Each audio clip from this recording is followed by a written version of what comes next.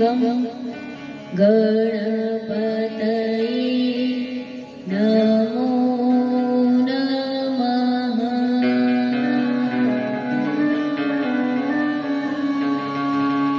ॐ भागवत महापुराणाय नमो नमः। ॐ श्री सद्गुरुदेवाय नमः।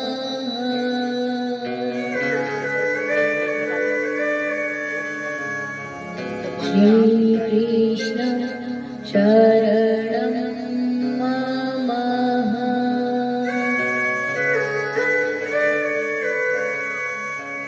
श्री राधा कृष्णाभ्यां नमः।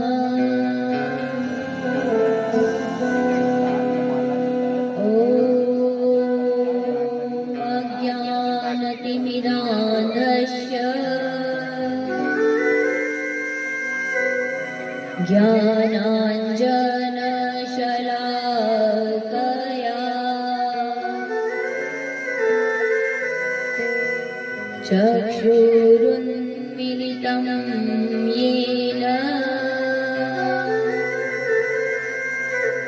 तस्मै श्रीगुरुवे नमः।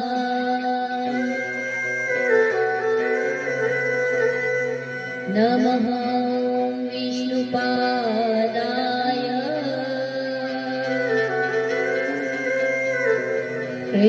कृष्णप्रेष्ठाय भूतले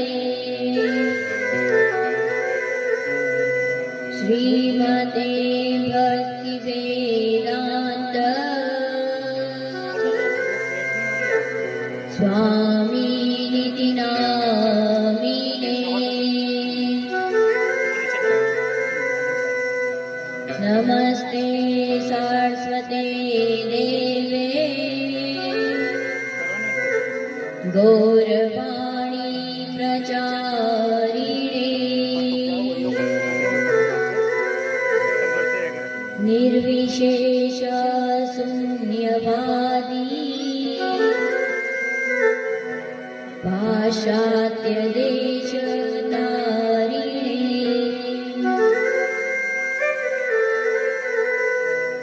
हे कृष्ण करुणा सिंधो दीनबन्धो जगत्पते गोपेश गोपिकान्त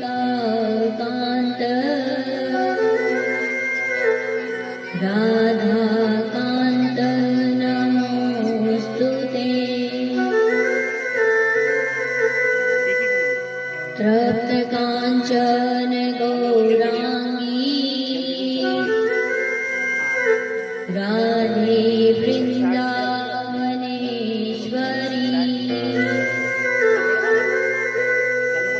वृषभानुसुते देवी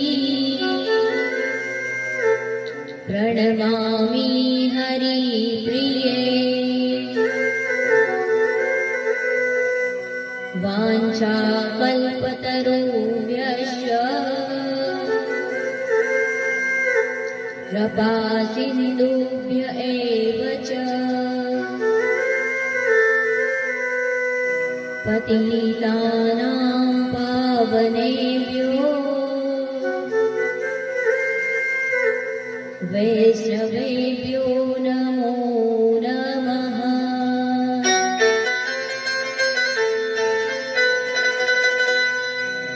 नारायणं नमस्कृत्यं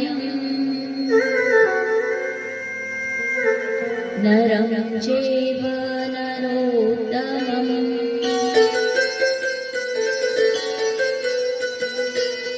देवीं सरस्वतीं व्यास ततो जयमुदीरये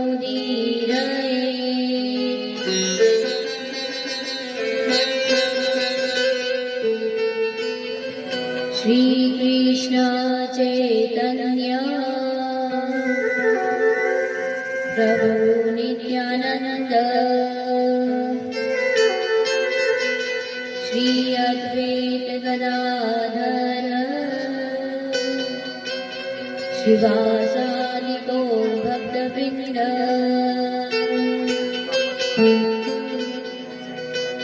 सभी भक्तवृंद अपने दोनों हाथ ऊपर उठाकर भगवान की शरणागत में जाते हुए हरे कृष्ण महामंत्र का जाप करेंगे। हरे कृष्णा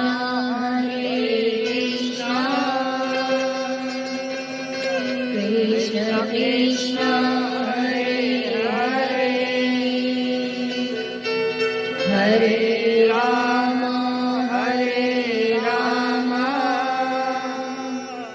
राम राम हरे हरे हरे कृष्णा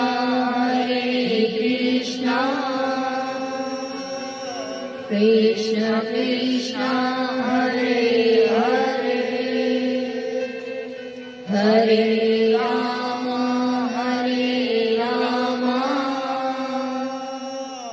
राम राम हरे हरे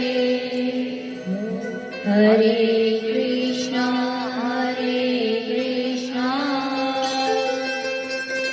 कृष्ण कृष्ण हरे हरे हरे राम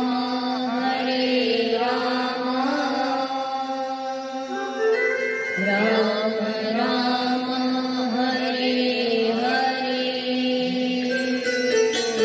हरे कृष्णा।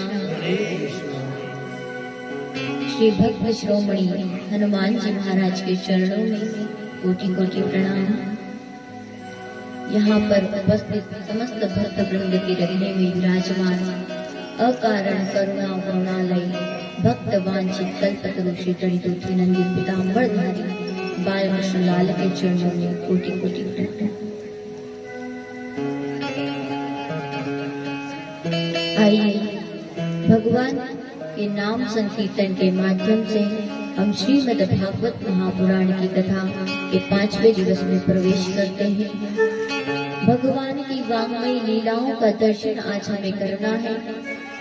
भगवान के नाम संकीर्तन के माध्यम से भगवान से प्रार्थना करें, हे गोविंद, केवल हम आपकी लीलाओं का श्रवण ही नहीं करें, उनका दर्शन भी कर सके, ऐसे दिव्य नेत्र हमें प्रदान करो। हे नाथ, ऐसी कृपा हम पर करो। इसी भाव से सब हरि नाम का संकीर्तन करेंगे, भगवान के नाम का संकीर्तन करेंगे।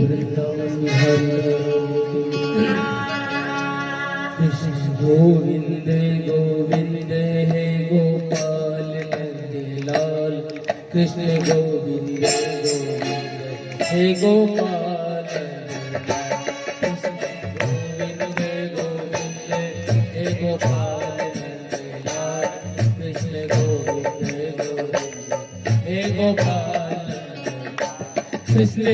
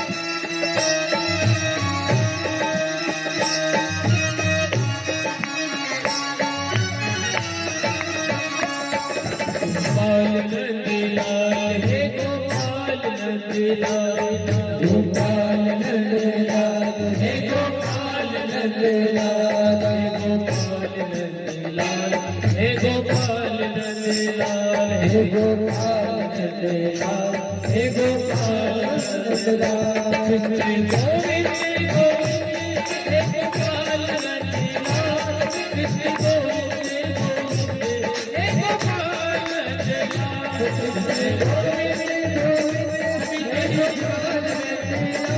कृष्ण गोविंद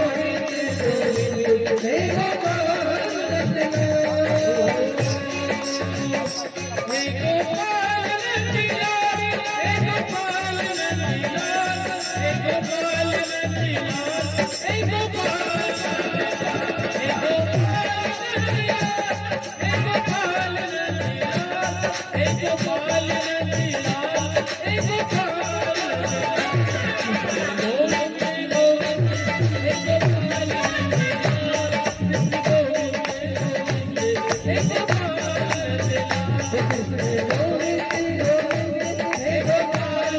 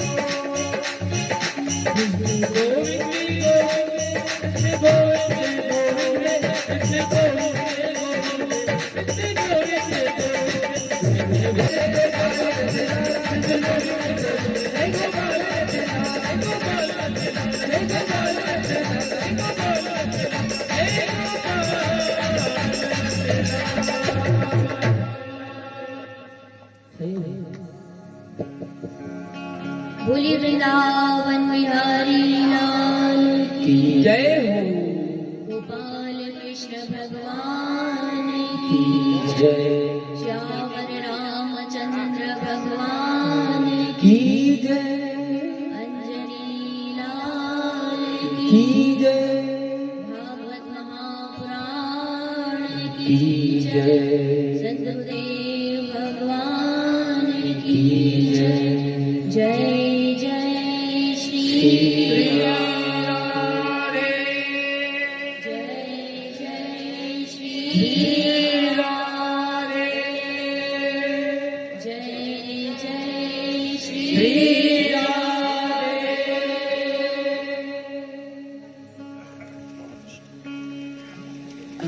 कृष्ण गोविंद गोविंद गोपाल नंदलाल, बड़ी ही सुंदर बात। हम सब भगवान को कृष्ण कृष्ण कहते हैं और आपके तो बहुत करीबी है वो, शायद इसीलिए आप उनका नाम कम लेते हो। अरे ये तो हमारे वाला है, ये तो हमारे, हम इनके वंश के हैं, तो ये तो हमारे बहुत करीब है। तो जितना आपको मनाने की जरूरत है उतना हमें मनाने की जरूरत नहीं है, इसलिए हम उसका नाम कम लेते हैं। तो नाम है कृष्ण, नाम है टेढ़ा और काम भी है टेढ़ा, लेकिन नाम के पीछे बहुत बड़ा राज छुपा हुआ है। और वो राज क्या है?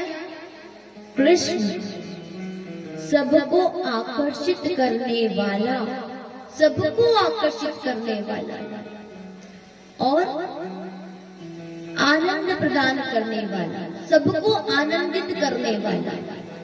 तो पहली बात समझे, सबको आकर्षित करने वाला।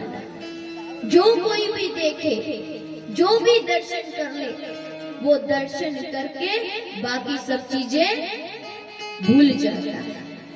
कहते हैं अगर कोई कृष्ण का दर्शन भी कर ले तो कृष्ण ऐसे चोर है जो दर्शन करते ही सामने वाले का सब कुछ चुरा लेते हैं। ऐसा चोर कभी देखा है? जो आपके सामने खड़ा हो, अगर आपके सामने खड़ा भी हो जाए तो आपका सब कुछ चुरा ले, क्योंकि कृष्ण का दर्शन करने के बाद व्यक्ति खुद का भी नहीं बचता, फिर भगवान का हो जाता है। और कैसा हो जाता है?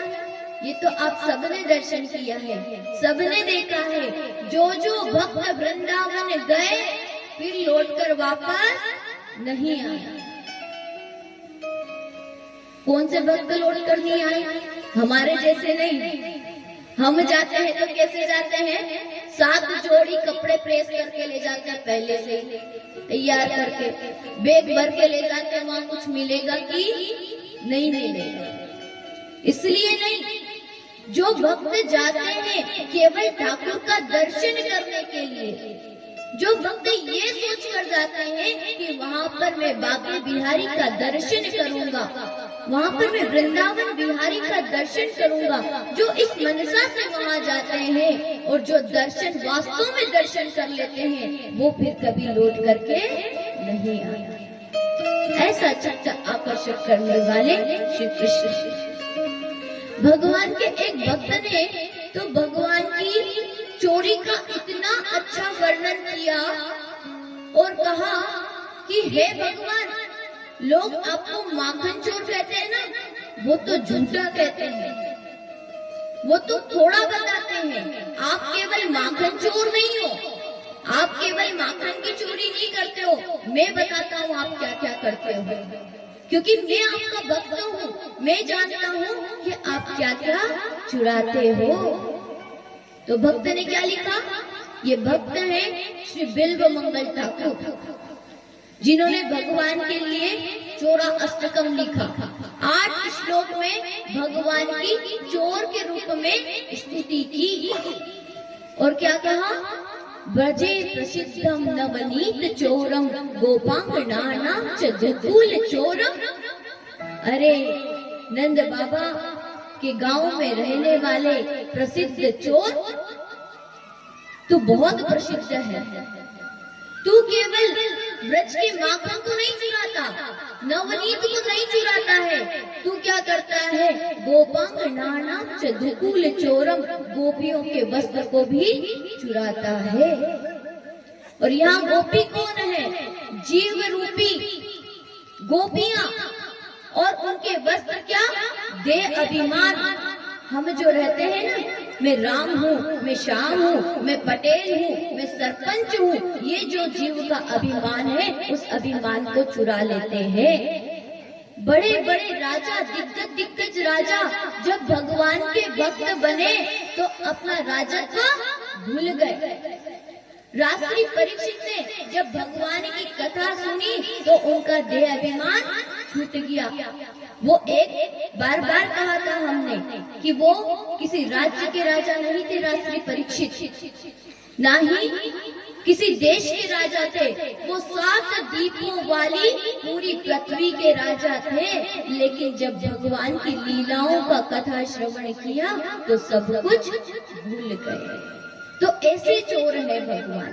क्या करते हैं? केवल माखन नहीं चुराते, व्यक्ति का देह अभिमान भी चुरा लेते हैं। फिर और क्या चुराते हैं?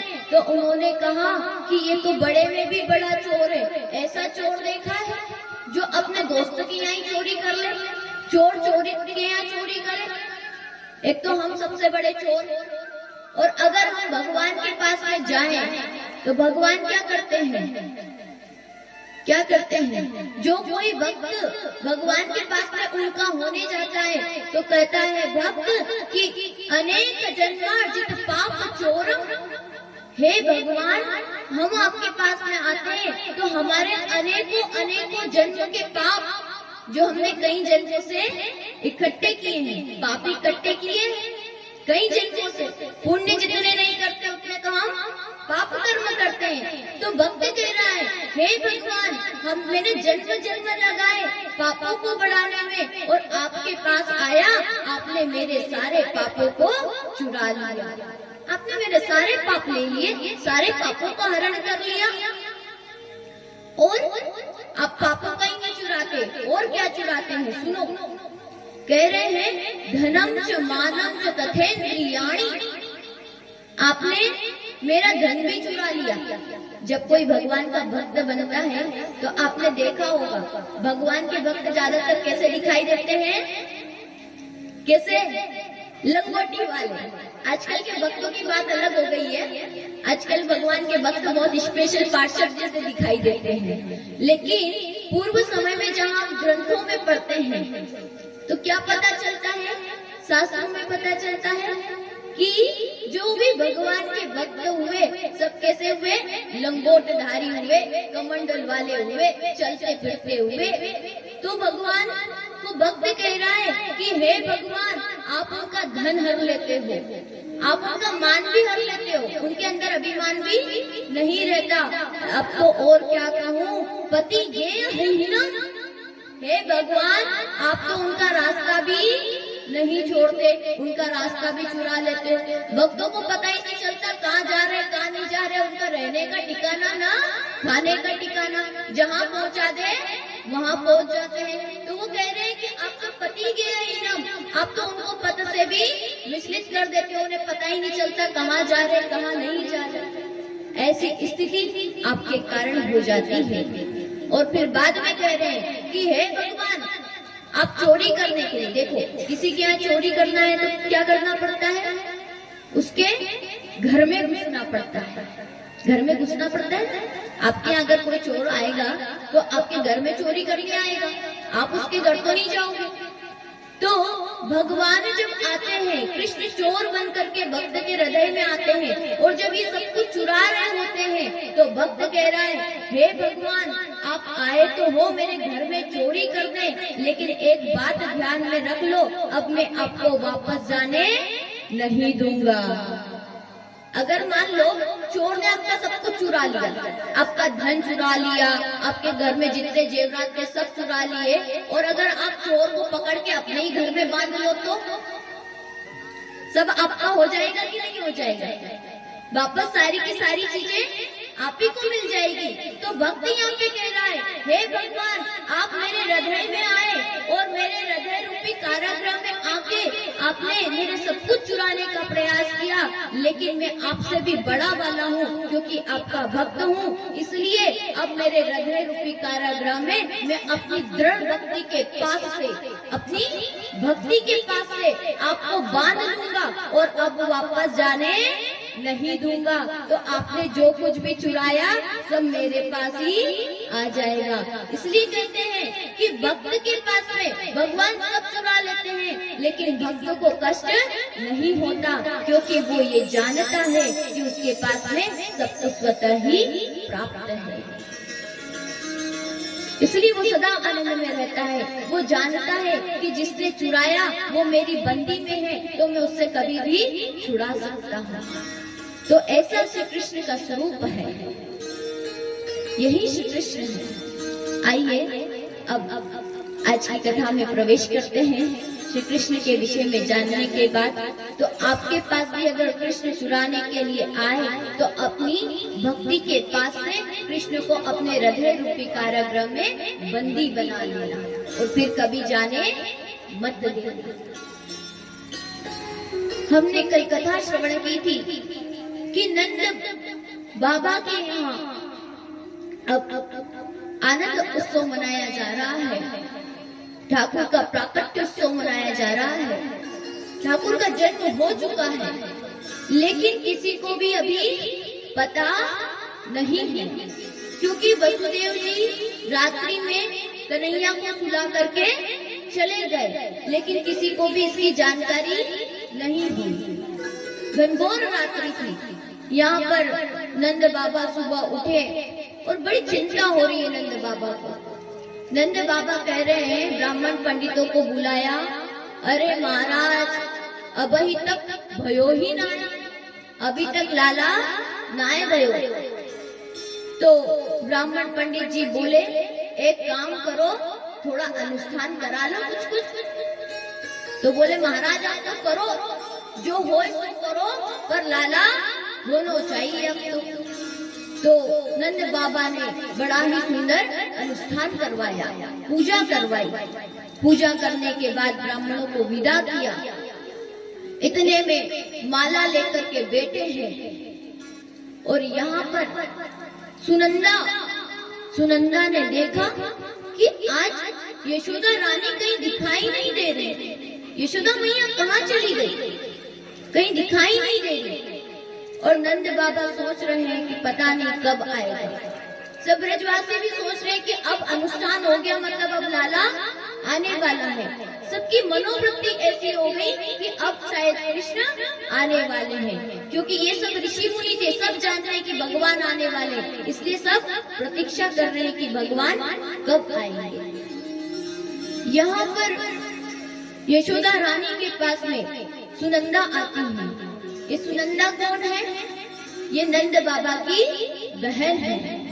और जब इनको पता चला कि यशोदा रानी के यहाँ बालक होने वाला है, तो 6 महीने पहले से ही आ गई नंद रानी की सेवा करने के लिए। और देखो, नंद रानी की सेवा करने के लिए, यशोदा मैया की सेवा करने के लिए सुनंदा यूं ही नहीं आई, उसके पीछे कारण है। और कारण क्या है?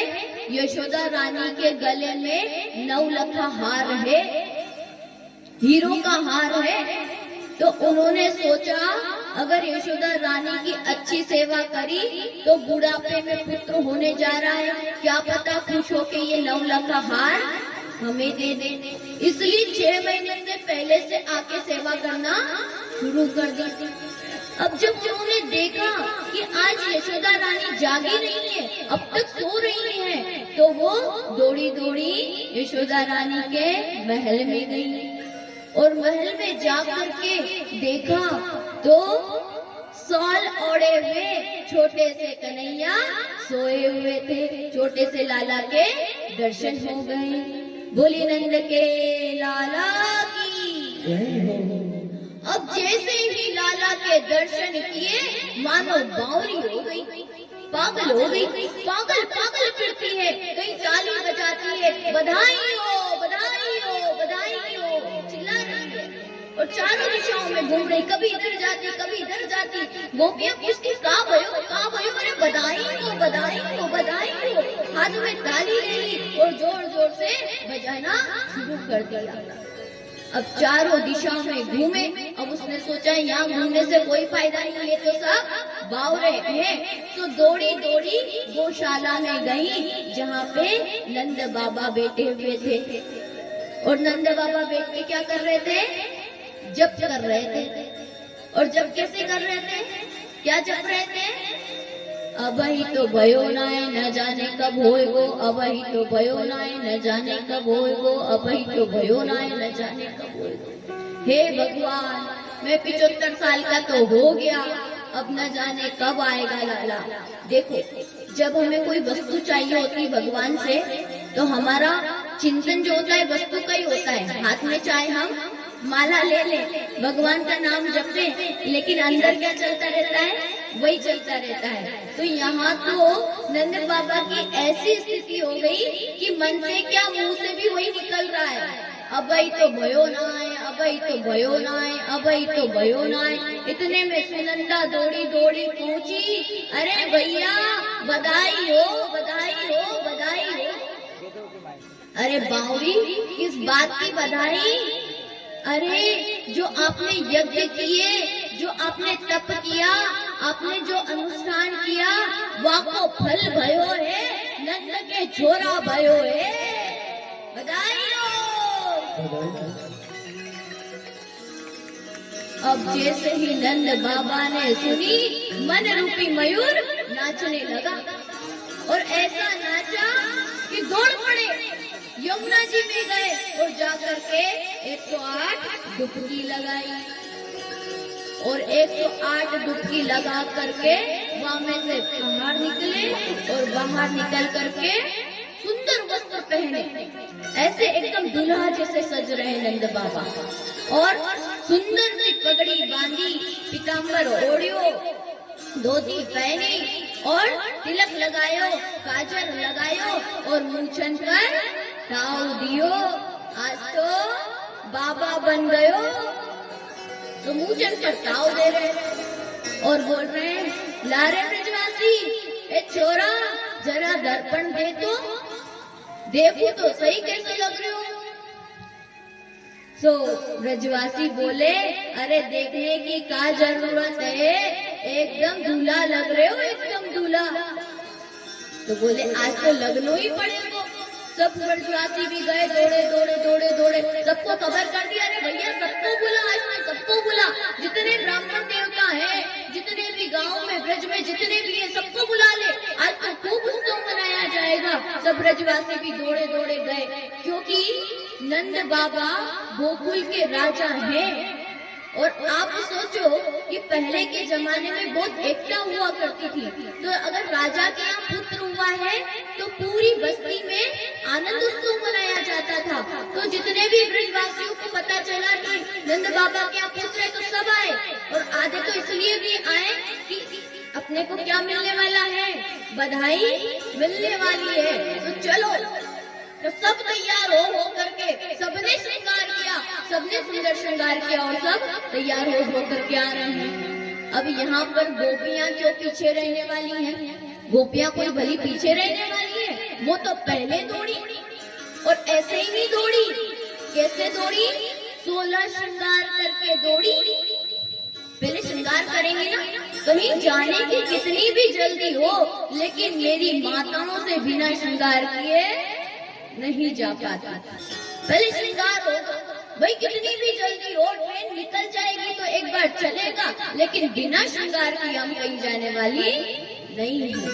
और 5-5 मिनट करते करते आधा घंटा लगता है श्रृंगार में। यहाँ पर सारी गोपियों ने, उन्होंने कहा अरे आप यहाँ क्या करो, आप जाओ, पहले आप बधाई ले लो, हम पीछे से आती हैं श्रृंगार करके। और सबने श्रृंगार किया, सबने वही श्रृंगार किया जो अपने विवाह के समय में किया था, क्योंकि नंद के लाला भयो है। सब श्रृंगार कर करके चली हैं, और श्रृंगार करके जब वहाँ पर पहुँचती हैं तो कह रही है, ए यशोदा मैया, ए यशोदा रानी, हम आ गई। और नृत्य करते हुए भजन गीत गाते हुए जा रही है। सारे गोप भी वहाँ पर भजन गीत गाते हुए जा रहे हैं। ऐसा उत्सव मन रहा है, कोई फूल फेंक रहे हैं, कोई गुलाल फेंक रहे हैं, कोई नाच रहा है, कोई गा रहा है। आइए हम भी नंदोत्सव मनाते हैं, नंदोत्सव में प्रवेश करते हैं। उलना की सुन के में आई यशोदा मैया ने दो बधाई। ललना की सुन के में आई यशोदा मैया ने दो बधाई।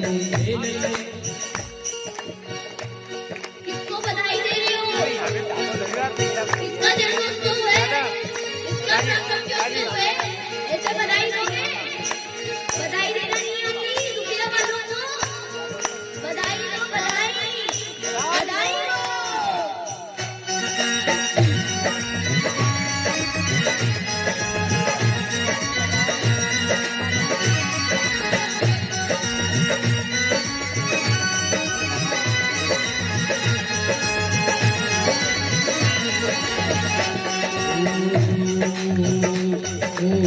चुनरी भी दे दे मैया, चोली भी दे दे, चुनरी भी दे दे मैया, चोली भी दे दे।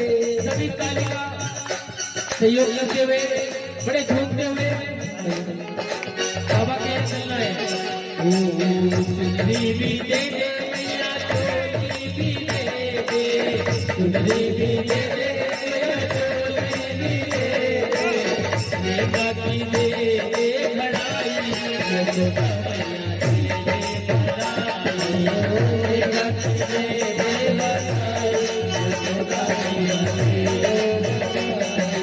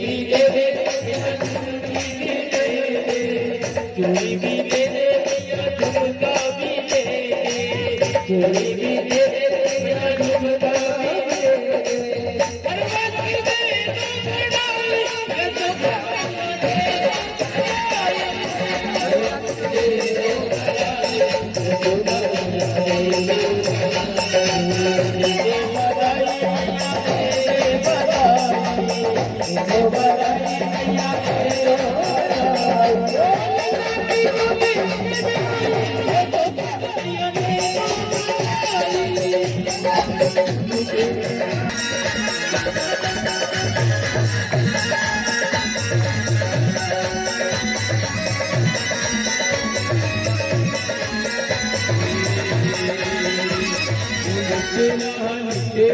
लुटेरा रे श्याम का खजाना लुटेरा रे श्याम का खजाना लुटेरा रे लुटेरा रे श्याम का खजाना लुटेरा रे लुटेरा रे श्याम का खजाना लुटेरा रे।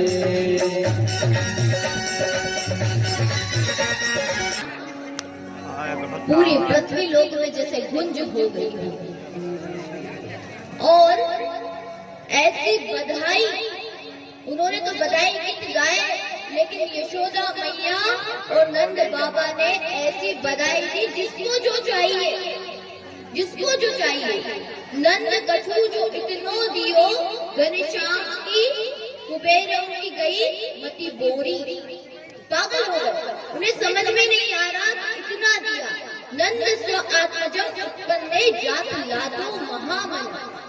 आज नंद बाबा महामन वाले हो गए। एक तो होता है मन वाला, होता है व्यक्ति बड़ा मन वाला है, लेकिन आज नंद बाबा जो है महामन वाले हो गए और उन्होंने खूब लुटाया, खूब लुटाया। माताएं अपने स्थान पर ही बैठी रहें, शांत होकर के बैठ जाएं। कथा के मध्य में कोई भी अपने स्थान से न उठे, केवल कथा का श्रवण करें। भजन चल रहे हैं, कहीं आपको जलपान करना है, कहीं कोई कार्य करना है तो वो कर ले, वापस अपने स्थान पर बैठे। कथा के बीच में विघ्न न डालें। हरे कृष्णा हरे कृष्णा। कहाँ चल रही थी कथा?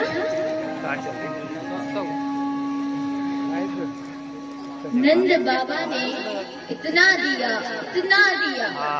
कि कुबेर जी की विमति बोरा गई, चकरा गई, सब कुछ दे दिया, जो था सब दो। और भंडार उनका ऐसा भरा कि जितना दे उतना बढ़ता ही जाए।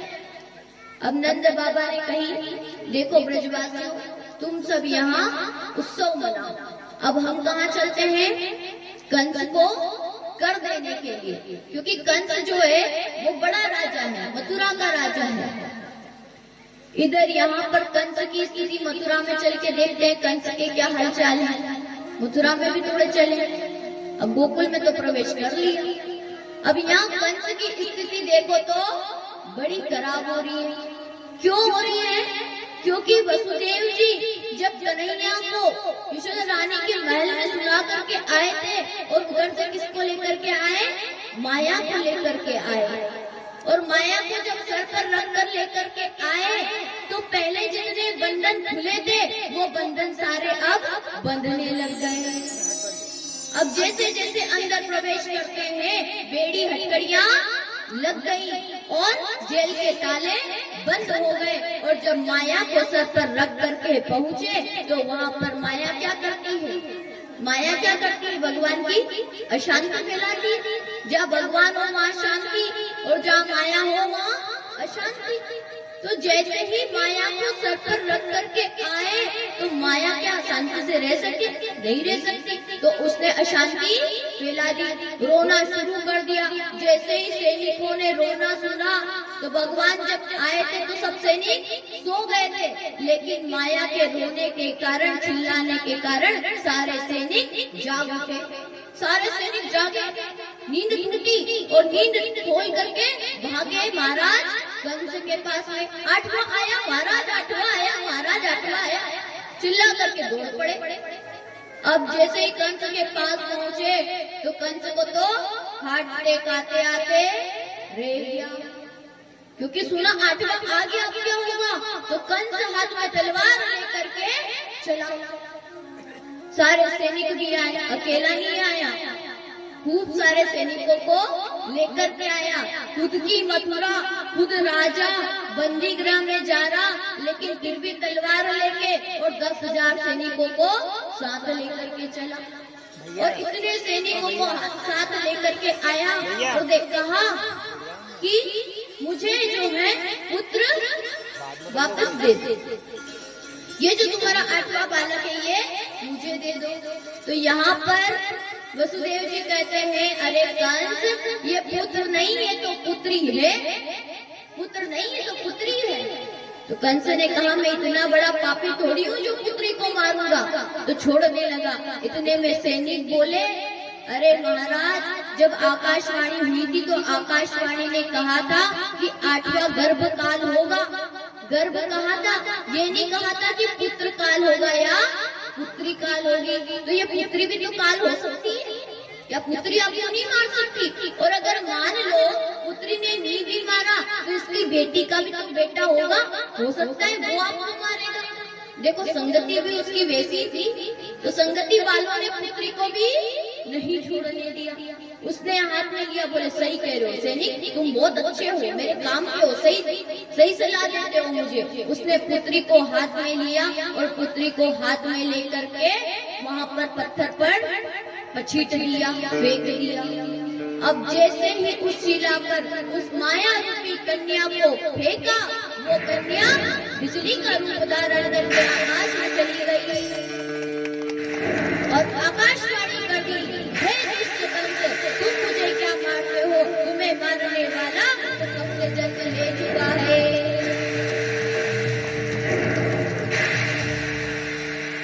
अब तो कंस की धड़कने ऐसी बड़े कुछ भी समझ में नहीं आता, कुछ भी समझ में नहीं आता। आपातकालीन सभा बुलाई, जितने भी उसके दुष्ट सखा थे, मित्र थे, जितने भी संबंधी थे, सबको बुलाया। और मित्र संबंधी कौन है? कंस के मित्र संबंधी कौन है? सारे के सारे देते हैं, अगासुर, वृद्धासुर, वत्सासुर, धेनुकासुर, जितने भी सूर थे सबको बुला लिया, सबको बुलाया, सभा बिठाई। और उस सभा में क्या कहा? सबसे कहा कि 8वां बालक आ गया है, 8वें बालक को मारने की तैयारी करो। सबसे पूछा कौन मारेगा? तो सब कहने लगे महाराज पहले मैं जाऊंगा। उल्टे काम में तो असुर आगे मारने की बारी हो, ऐसा मौका कहाँ मिलता बार बार। तो सब कहने लगे अरे महाराज मुझे मौका दो, अरे महाराज मुझे मौका दो। इतने में पुतना मौसी बोल पड़ी, मेरा तो नाम ही पुतना है, अगर बालक को ही मारना है तो महाराज मुझे भेजिए, मेरा नाम ही पुतना है। कोई सा भी बालक हो, कैसा भी बालक हो, 8 किलो का हो, 10 किलो का हो, 15 किलो का हो, सब बालकों को मारने का काम मेरी जिम्मेदारी है। तो आप किसी और को कैसे भेज सकते हो महाराज? अगर आप किसी और को भेजोगे तो मेरे साथ तो गलत हो जाएगा। अब ये पुतना मौसी का परिचय सुन लीजिए। ये पुतना मौसी है कौन और कैसी है? पहली बात का नाम ही क्या है? पुतना। पुत्र होना ही नहीं, जहाँ कहीं भी छोटे बच्चे को देखे उनको मार डाले, विषपान करा करके उनको मार डालती है, ऐसे है ये पुतना। और सुखदेव जी महाराज ने बताया, पुतना लोक बालाग्नि राक्षसी रुधिरासना, परिचय दे दिया इस श्लोक में। और क्या कहा? पुतना लोक बालाग्नि, पुतना ऐसे है जिसका नाम अच्छा नहीं है और काम क्या करती है? बोले लोक बालाग्नि, मतलब लोगों के बच्चों को मारने वाली। और फिर क्या कहा? राक्षसी। भाई अगर व्यक्ति का नाम अच्छा नहीं हो तो काम अच्छा होगा। तो पुतना का पहली बात तो नाम अच्छा नहीं, फिर दूसरी चीज देखी काम, तो काम क्या करती है? तो बोले लोगों के बच्चे को मारती है। फिर पूछा कि भाई चलो नाम अच्छा नहीं, काम अच्छा नहीं, परिवार शायद अच्छा होगा, लेकिन परिवार भी अच्छा नहीं है। कौन सा परिवार है? बोले राक्षसी, राक्षसी परिवार में उत्पन्न हुई है। और फिर क्या करती है? रुधिरासना, भाई काम अच्छा नहीं, नाम अच्छा नहीं, परिवार अच्छा नहीं, तो कम से कम कुछ अच्छा तो खाती होगी नहीं। क्या करती है? रुधिर का, रक्त का पान करने वाली है। ऐसी पुतना, इतनी खतरनाक पुतना। और भगवान की मौसी लगती है। अब यहाँ पर वो आई तो सबने कहा कि तुम्हें जाने कौन देगा, अपनी शक्ल तो देखो। वहां पर देखो तो सब देवताओं जैसे रहते हैं नंद बाबा के यहाँ गोकुल में, और तुम अपना मुंह देखो। एक तो तुम्हारी हाइट इतनी बड़ी कि कोई देखकर ही नहीं आने देगा, और दूसरी बात तुम्हारे दांत इतने बड़े बड़े। राक्षसी प्रवृत्ति, राक्षस कैसे होते हैं आप तो सब जानते हैं, बहुत राक्षस देखे आपने। तो वैसे ही राक्षस जैसी उसकी प्रवृत्ति है, पूरी राक्षसी है। तो तुम्हें जाने कौन देगा? तो वो कहने लगी, अरे भगवान, अब तो मेकअप का जमाना है, ऐसा सुंदर मेकअप होता है, ऐसा सुंदर श्रृंगार होता है कि राक्षसी भी सुंदर दिखने लग जाती है। तो बोले क्या करोगे? बोले मैं कर लूंगी अपना काम। ये बोले वो तो ठीक है, बाकी सब तो काम मेकअप से हो जाएगा, श्रृंगार से हो जाएगा, लेकिन ये जो तुम्हारे दो बड़े बड़े दांत है इनका क्या करोगी? बोले महाराज इनको ढूंढ लेंगे, छोटा कर लेंगे, पर हम तो जाएंगे। भेज दिया, बोले ठीक है तुम जाओ। अब पुतना पहुंची, कहाँ पहुंची? नंद बाबा के यहाँ। नंद बाबा के यहाँ उत्सव चल रहा है। अब पुतना ने इतना सुंदर स्वरूप धारण किया, लाल साड़ी पहनी है, सुंदर आभूषण पहने हैं, और एक हाथ में कमल लिया है, और सुंदर सी मतवाली सी चाल चलते हुए जा रही है, मानो साक्षात लक्ष्मी जी आ रही हो। इतना सुंदर श्रृंगार किया और पहुंच गई। अब यशोदा रानी के महल में पहुंची। देखो ब्रजवासी जो है वो बहुत सरल है, भगवान को प्रिय क्यों है वो? क्योंकि वो बहुत सरल है। उनके मन में किसी को देख करके ईर्ष्या का भाव नहीं आता, किसी के प्रति द्वेष का भाव नहीं आता, क्योंकि वो सब में व्यक्ति जैसा होता है वैसा ही तो देखता है। अब उनके अंदर भाव नहीं द्वेष का, ईर्ष्या का, तो वो दूसरे के अंदर कैसे देखते? कहते हैं कि जिस व्यक्ति के अंदर जो गुण होता है वही दूसरे के अंदर देखता है, और अगर आपने दूसरे का वो दोष देखा तो वो दोष आपके अंदर नहीं है तो भी आपके अंदर प्रवेश कर जाएगा। क्यों? क्योंकि आपने उसको दोष को देख लिया। तो यहाँ पर सारे ब्रजवासी ने जब दर्शन किया तो उसको क्या समझा? देवी समझा, राक्षसी नहीं समझा कि कोई बुरी आई होगी। कोई देवी है जो लाला को आशीर्वाद देने के ताई आई है। तो सब अलग हो गए, सबने रास्ता दे दिया। अब सबने जब रास्ता दिया तो पुतना तो आराम से यशोदा मैया के पास पहुंची और पलना के पास में पहुंच गई। यशोदा रानी से कहने लगी, अरे बहन, तुम्हारे पुत्र को आशीर्वाद देने के लिए आई है। तो यशोदा मैया ने भी कहा, बहन अगर आप आशीर्वाद देने के लिए आई हो तो मेरा अकेले का पुत्र थोड़ी है, आपका भी है, ये गोदी में लो, आशीर्वाद खूब दो। क्योंकि मैया को 80 बरस में तो बच्चा हुआ, तो वो चाहती है कि इनको सबका आशीर्वाद मिले। इसलिए यशोदा मैया ने पुतना की गोद में कन्हैया को दे दिया। अब जब कन्हैया को पुतना की गोद में दिया तो ये पुतना क्या करने लगी? विष पान कराने लगी। कालकूट नाम का विष लगा करके अपने स्तनों पर आई थी। अब जैसे ही कन्हैया को गोदी में लिया पुतना ने, कन्हैया ने अपनी आंखें बंद कर ली। जैसे ही कन्हैया ने देखा पुतना को, वैसे ही अपनी आंखें तुरंत बंद कर ली। क्यों बंद कर ली? तो इसका कारण बताया जाता है। संतों ने इसके कई कई कारण बताए हैं, लेकिन हमारा भाव है कि शायद भगवान भोलेनाथ को याद कर रहे हैं। क्यों? क्योंकि मैं तो यहाँ माखन खाने के लिए आया था। माखन मिश्री मीठा मीठा, नरम नरम, कोमल कोमल, लेकिन क्या पता था कि आते से जहर मिलेगा, विषपान करना पड़ेगा, और विषपान करना मेरे वश की बात नहीं है। इसलिए हे बाबा भोलेनाथ, आप आइए और विष का पान कीजिए। तो बाबा भोलेनाथ को याद कर रहे हैं, इसलिए कन्हैया ने आंखें बंद कर दी। दूसरा संतों का भाव है कि शायद भगवान ये सोच रहे हैं कि इसको ये आ तो रही है मुझे दुग्ध पान कराने के लिए, मारने के लिए, लेकिन कर किसका काम रही है? एक माँ का काम कर रही है। तो मैं इसे कौन सी गति प्रदान करूं? इसे क्या दूं, मारूं, उद्धार करूं, कहाँ भेजूं इसे? तो शायद भगवान ने ये सोचा कि इसे कौन सी गति प्रदान की जाए, इसलिए ठाकुर ने आंखें बंद कर ली। अब जब कन्हैया को उसने गोद में लिया, गोद में लेते ही स्तनपान कराने लगे और कन्हैया स्तनों का पान करने लगे।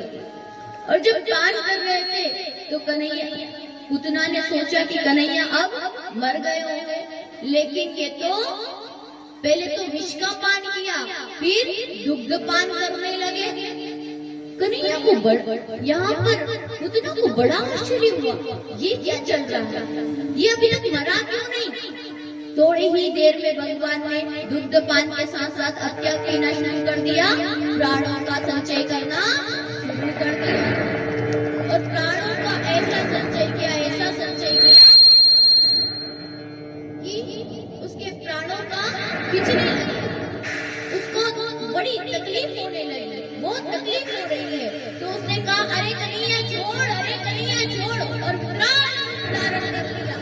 आकाश में ले उड़ी कन्हैया को, आकाश में लेकर के उड़ी कन्हैया, बोल पड़े, अरे मोसी हमें तो पकड़ना ही आवे, छोड़ना तो आवे ही ना, हमें छोड़ना लिया और उसके प्राणों का हरण कर लिया। अब पूतना के जब प्राणों का हरण किया तो वो राक्षसी थी, उसका वही विकराल रूप उसने धारण कर लिया। कहते हैं 6 कोस जितना उसका शरीर लंबा हुआ था, मतलब 18 किलोमीटर का, और धड़ाम से जमीन पर आकर के गिरी। और जब धड़ाम से जमीन पर 18 किलोमीटर का कोई वस्तु आकर के गिरे, कोई पत्थर आकर के गिरे तो क्या होगा? सोचो, आपके गांव में गिरे तो क्या होगा? तो ऐसे ही पूतना का शरीर आकर के गिरा, और जैसे ही गिरा सारे ब्रजवासी हिल गए, कपा गए, मानो धरती कांप गई हो, ऐसी स्थिति हो गई। सब बोले, लाला कहाँ है, कन्हैया कहाँ है, ये आवाज कैसी हुई? सब दौड़ करके गए। जब उस स्थान पर जाकर के देखा तो कन्हैया पूतना के स्तनों पर बैठे हुए थे, खेल रहे थे। छोटे से कन्हैया खेल रहे थे, सबने देखा, सब घबरा गए। यशोदा मैया दौड़ी दौड़ी और सब गोपियों ने कन्हैया को उठा लिया और अपने हृदय से लगा लिया, सबने अपने हृदय से लगाया। और कन्हैया को हृदय से लगा करके बोली, अरे यशोदा मैया, तूने इस राक्षसी को कन्हैया क्यों दिया? बोले, मुझे नहीं पता, मुझे तो ऐसा लगा कोई देवी होगी आशीर्वाद देने आई, इसलिए दे दिया। बोले, तुम बड़ी भोली हो, अब इसको शुद्धिकरण करना पड़ेगा। क्यों? क्योंकि इसने मरे हुए शरीर को छू लिया है, इसलिए कन्हैया का आप शुद्धिकरण होगा। अभी पूतना का एक परिचय और सुन लो, ये पूतना है,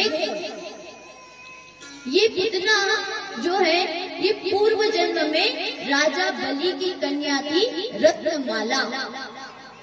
और जब वामन भगवान को इसने देखा, छोटे से वामन भगवान का दर्शन किया, कल आपको भी करवाया था ना वामन भगवान का दर्शन। तो जब वामन भगवान का इसने दर्शन किया तो दर्शन करके इसके मन में विचार आया कि कितना सुंदर बालक है, अच्छा होता अगर मैं अपने स्तनों का पानी से करवाती, ये मेरा बालक होता। ऐसा मन में उसके विचार आया, भगवान को देख करके उसने कामना की। फिर जब कन्हैया ने अपना विराट रूप धारण किया और 3 पग में धरती को नाप लिया तो उसने कहा, अगर ऐसा छली मेरा बेटा होता तो विष लेकर के मार देती, उसे विष दे देती। ऐसा सोचा। भगवान कहते हैं, जो तुम मेरे सामने बैठ के सोचोगे वो मैं पूरा कर देता हूँ, जैसी तेरी इच्छा। भगवान, हमने कल भी कहा था कि भगवान आपके मन में बैठ करके सुनता है, आपके हृदय में बैठ करके सुनता है, आप क्या कहना चाहते हैं और क्या पाना चाहते हैं। इसलिए हमेशा सबका भला सोचना और खुद का भी भला सोचना।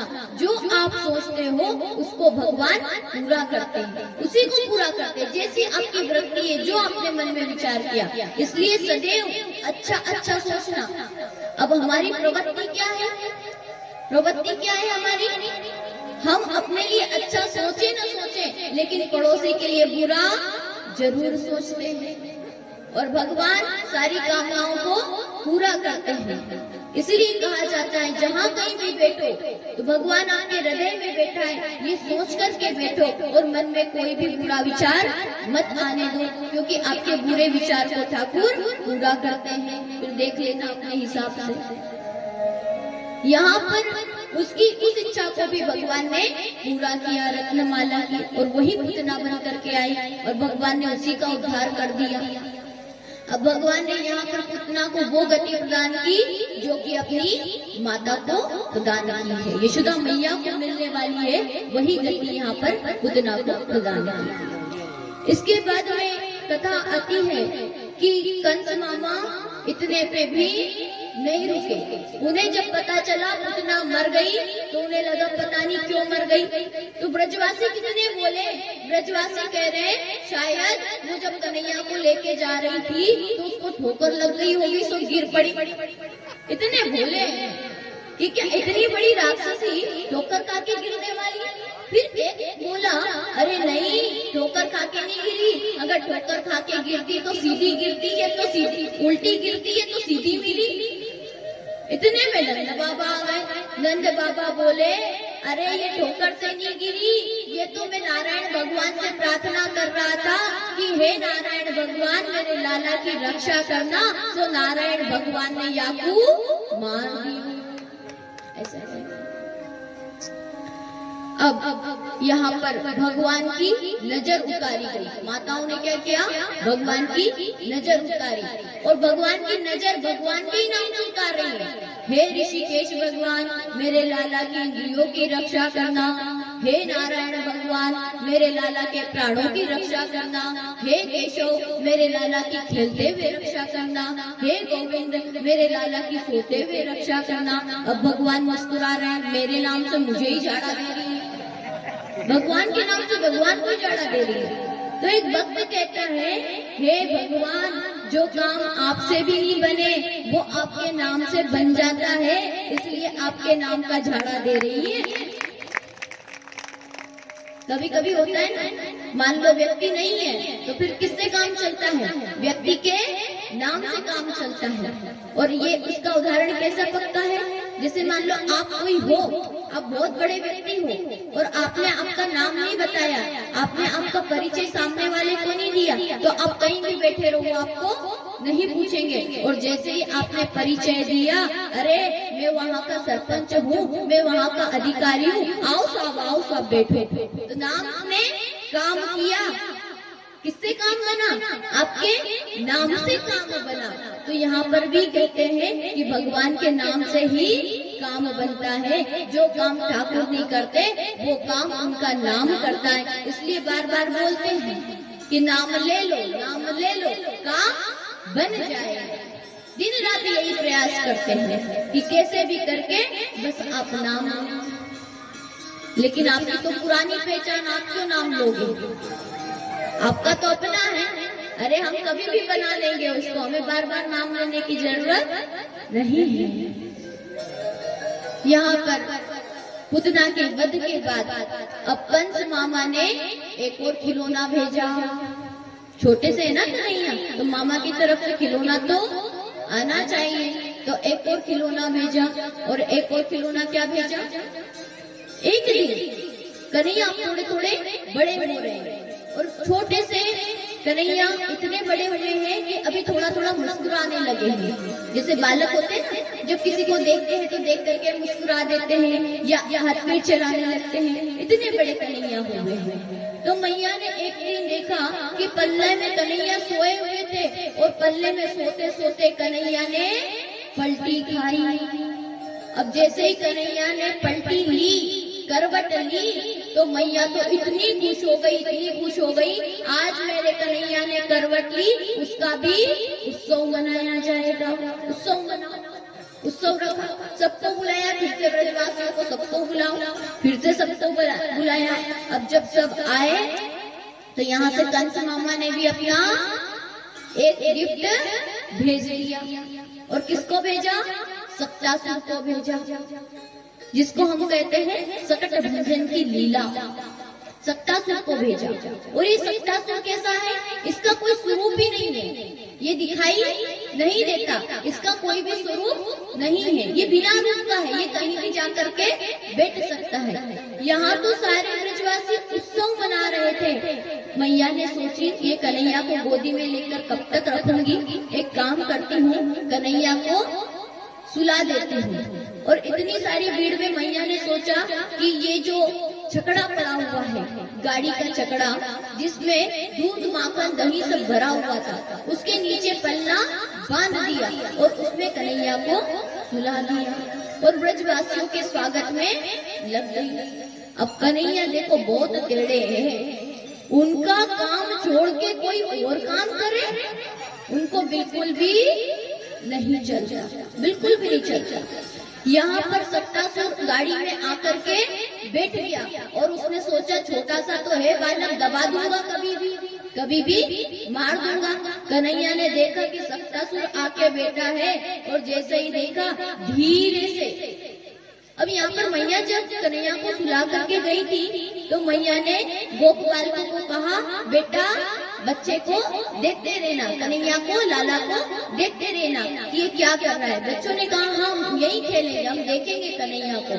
कन्हैया ने धीरे से उस छकड़े में जो लात मारी है तो वो छकड़ा उलट करके आकाश में चला गया। अब सारे ग्वाल बालक देखे ये छोटा सा कन्हैया, इसके इतने इतने बड़े नन्हे नन्हे चरण और इसने लात मारी, छोटी सी ऐसी लात मारी और इसकी लात ऐसी लगी कि पूरा का पूरा झगड़ा उलट गया। अब सबके सब वापस वही दूध दही की जितनी भी हांडियां थी सब बिखर पड़ी, सब भूल गया। सब फिर ब्रजवासी इकट्ठे होकर के आए, क्या हुआ? तो सब गोप बालक बोल पड़े, अरे मैया तेरे कन्हैया ने यह छकड़ा में लात मारी और ये तो उलट गया। तो सब मैया कहने लगी, अरे दारी के मेरे बच्चे को बदनाम कर रहे हो, तुम लोग कैसे हो? मेरा छोटो सो तो लाला है, कहाँ लात मारी और कहाँ उलट गया? और कन्हैया तो रोने में भी आगे है। कन्हैया ने रोना शुरू कर दिया, मानो भयभीत हो गए हो। मैया ने कन्हैया को अपने हृदय से लगा लिया और चुप कर ली। इस प्रकार से भगवान ने सक्टासुर का भी उद्धार कर दिया। बोलिए कृष्ण कन्हैया लाल की जय। अब यहाँ पर कंस मामा अभी घबराए हुए हैं, इसलिए उन्हें कुछ भी समझ में नहीं आ रहा। वो चाह रहे कैसे भी करके बस कृष्ण मारा जाए। अभी उन्हें कृष्ण की पहचान नहीं है, इसलिए संत नारद जी ने सोचा इन्हें कृष्ण की पहचान कराऊं। तो नारद जी पहुंच गए और कहने लगे, महाराज कंस आपकी जय हो, कैसे हो आप, क्या चल रहा है? कंस कहने लगा, महाराज अभी तो हालत पूरी खराब है, बिल्कुल भी अच्छी नहीं है। क्यों अच्छी नहीं है? अरे वो देवकी के अष्टम गर्भ ने जन्म ले लिया है और मुझे उसकी कोई पहचान नहीं है, उसको मारूं कैसे? तो नारद जी कहते, अरे मैं बता देता हूँ, मैं तो सब जानता हूँ, अंतर्यामी हूँ, आप बताओ तो बता दूं? बोले हाँ महाराज बड़ी कृपा होगी। अब देखो वैसे तो संतों को मानता नहीं था, संतों का आदर नहीं करता था, ब्राह्मणों का आदर कंस नहीं करता था, यज्ञ आदि बंद करवा दिए। लेकिन नारद जी के आगे हाथ जोड़ के खड़ा हो गया, हाँ महाराज बता दो, कृपा कर दो। हम भी तो ऐसा ही करते हैं, अगर भगवान भी हमारे सामने आए तो हाथ नहीं जोड़े, और अगर कोई राजनेता आए तब हम क्या करते हैं, क्योंकि हमारा काम होने वाला है तो जय जय राम साहब, जय जय राम साहब, जय जय राम साहब, स्तर देख करके राम राम होती है, किस स्तर से हमें राम राम उनसे करनी है। तो यहाँ पर कंस ने हाथ जोड़ करके प्रार्थना की कि महाराज हमें बताइए। तो संत नारद जी कहने लगे, वो काला काला है, बांसुरी वाला है, नैन उसके टेढ़े हैं, उसका सब कुछ ही टेढ़ा है, टेढ़ा खड़ा होता है और टेढ़ा ही चलता है। जब ऐसा कहा तो अब यहाँ पर उसको पता चल गया काला काला है, बांसुरी वाला है, मोर मुकुट धारण करने वाला होगा, तो हर जगह उसे कृष्ण की ही छवि दिखाई देने लगी, हर जगह कृष्ण का दर्शन करने लगा। इधर वापस से सभा बुलाई और सभा बुलाई और कहा तृणावर्त नाम का दैत्य, उसको कहा आप जाओ, तुम जाओ अपनी बार और कृष्ण को मार करके आना। तृणावर्त को भेजा। यहाँ कन्हैया ने लीला करना शुरू कर दी, क्योंकि कन्हैया को पता चला कि अब तृणावर्त आने वाला है। तो कन्हैया ने क्या किया, मैया यशोदा कन्हैया को दुग्ध पान करा रही थी, तो कन्हैया ने अपना वजन बढ़ाना शुरू कर दिया। अपना वजन इतना बढ़ाया कि मैया से कन्हैया उठते ही नहीं, उठाई नहीं जा रहा। तो मैया ने सोचा कि ये कन्हैया मेरा भारी क्यों हो गया, आज मेरा लाला इतना भारी क्या हो गया। फिर विचार किया कि कब से तो दुग्ध पान करा रही